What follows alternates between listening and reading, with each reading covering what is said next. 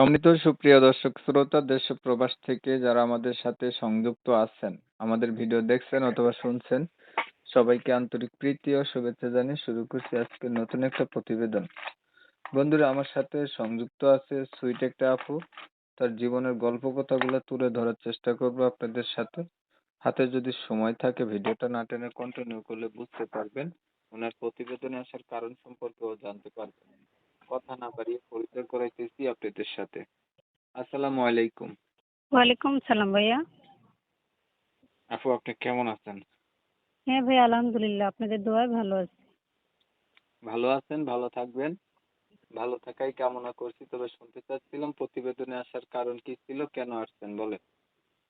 প্রতিবেদন আইলাম ভাইয়া, আমি মনে করো না যে ছোটকালে মা বাবার বাড়ি চলে গেছে, আর বাবা বিয়ে করে অন্যখানে চলে গেছে, আর ওই দাদুর কাছে থাকি। দাদুটা অনেকটা অসুস্থ, তাই চলতে ফিরতে পারে না, তাই বাসা বাড়ি কাজ করি।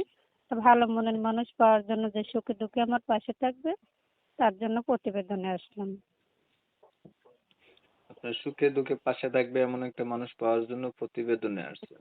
জি ভাইয়া, জি। আপনার পরিবারে হচ্ছে বাবা বিয়ে করে চলে গেছে, হুম। মা আছে না? হ্যাঁ, মা বাবার বাড়িতে থাকে, আমি দাদিকে নিয়ে ওই পাশে বাড়িতে থাকি, ভাড়া থাকি আর কি, নিজস্ব বাড়িঘর নাই। আচ্ছা, আপনার বয়স কত? বয়সে 18। 18। আগে কি বিয়ে শাদী হয়েছে নি? না না ভাইয়া, বিয়ে শাদী হয়নি।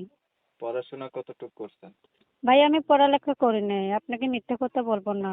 পড়ালেখা করছি, হয়তো আপনি যদি কোনো ব্যাখ্যা বলেন, আমি যদি না ভাঙতে পারি, তাহলে তো বলবো যে মেয়ে মিথ্যে কথা বলছে। আমি পড়ালেখা করি নাই ভাইয়া, আমি অনেক 2025 গরিব ঘরে সাল। মেয়ে। লেখাপড়া না থাকলে কি হয়? কিছু তো লেখাপড়া থাকা দরকার। লেখাপড়া করিনি, এখন আল্লাহ তাআলাই যেটা ভালো জানে।